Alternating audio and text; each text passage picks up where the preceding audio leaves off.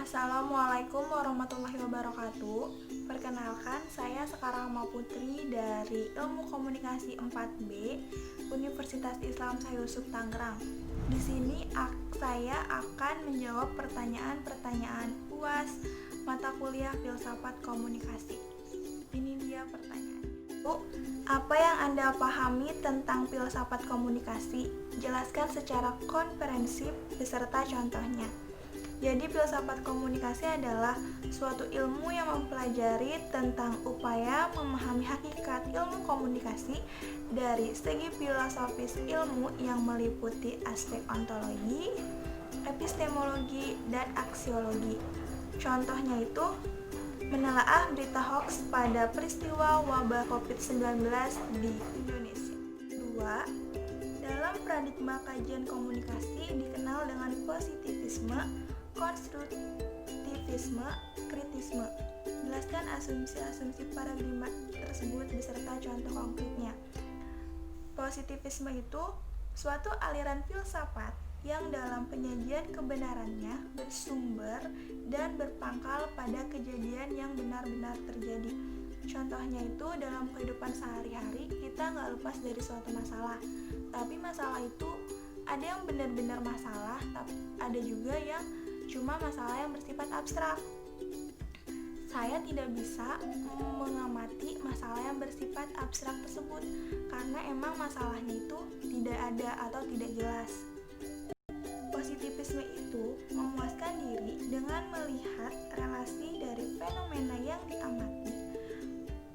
Permasalahan tersebut tidak bisa diamati karena bersifat abstrak.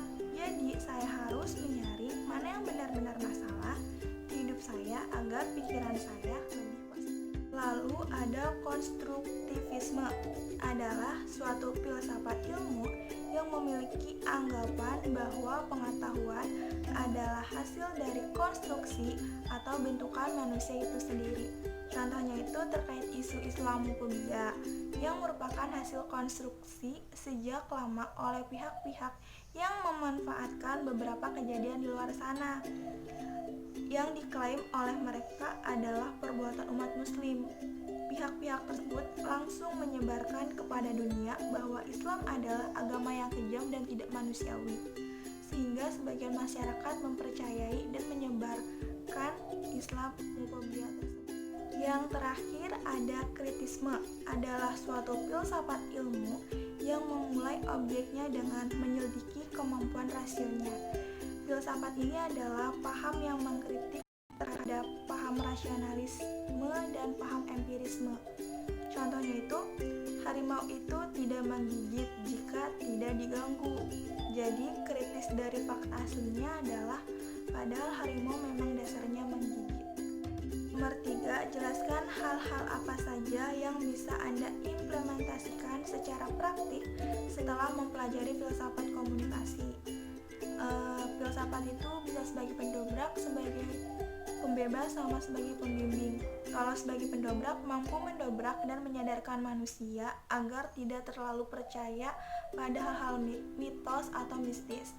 Sebagai pembebas, membantu manusia terhindar dari cara berpikir mistis dan membebaskan manusia dari kurangnya pengetahuan yang menyebabkan manusia berpikir secara dangkal. Terakhir, sebagai pembimbing, mampu membimbing manusia untuk mempercayai hal-hal yang benar serta tidak bersifat goib. Nomor 4, jelaskan topik presentasi yang pernah Anda sampaikan. Apa saja ruang lingkup filsafat komunikasi yang Anda ketahui dan berikan kesimpulan dan pendapatnya. Topik presentasi yang pernah disampaikan itu tentang aksiologi. Jadi aksiologi adalah cabang filsafat yang mempelajari tentang nilai. Aspek aksiologis dari filsafat membahas masalah nilai atau moral yang berlaku di kehidupan manusia. Dari aksiologis muncul 2 cabang filsafat yang membahas aspek kualitas hidup manusia, yaitu etika dan estetika. Kalau etika itu nilai atau norma yang menjadi pegangan manusia yang mengatur tingkah lakunya. Sedangkan estetika adalah cabang filsafat yang mempersoalkan seni dan keindahan. Terus ruang lingkup dari filsafat komunikasi itu ada ontologi. Yang ontologi, epistemologi, sama aksiologi. Ontologi itu ilmu atau studi tentang keberadaan atau ada. Aliran-aliran ontologi ada 4, ada monoisme, dualisme, pluralisme, dan nihilisme. Epistemologi adalah cabang filosofi yang mempelajari tentang pengetahuan, yaitu membahas tentang bagaimana cara mendapatkan pengetahuan dari objek yang ingin dipikirkan. Terakhir itu aksiologi, tadi kan udah dibahas ya di pertama aksiologi itu apa. Nomor 5, bagaimana pendapat Anda dengan new normal pasca pandemi COVID-19 dan tantangan perkembangan teknologi digital yang semakin masif dalam kehidupan manusia? Apakah peran filsafat komunikasi masih diperlukan atau tidak? Jelaskan. New normal ini adalah skenario untuk mempercepat penanganan COVID-19 dalam aspek kesehatan dan sosial ekonomi. New normal ini seperti kehidupan normal kita biasa, tetapi harus memenuhi protokol kesehatan sesuai dengan bidangnya masing-masing. Menurut saya, ini langkah terbaik yang pemerintah lakukan untuk memutus tali rantai penyebaran virus dan tetap mementingkan sosial ekonomi Indonesia. Lalu penggunaan tentang perkembangan teknologi. Penggunaan bermacam teknologi memang sangat memudahkan kehidupan kita, tetapi kita harus bisa mengontrol dan mengendalikan diri, karena bila berlebihan kita sendiri juga yang akan dirugikan. Dan perkembangan teknologi yang masif juga bisa berakibat mengubah tatanan kehidupan sosial budaya masyarakat. Yang terakhir, apakah peran filsafat komunikasi masih diperlukan? Menurut saya masih. Filsafat komunikasi akan terus diperlukan karena kehidupan kita sendiri tidak lepas dari komunikasi.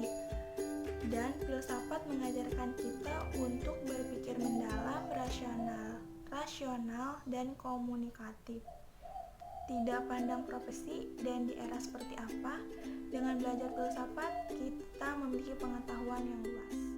Jawaban dari pertanyaan yang bisa saya jawab, semoga dapat bermanfaat untuk kita semua. Kurang lebihnya mohon maaf. Wassalamualaikum warahmatullahi wabarakatuh.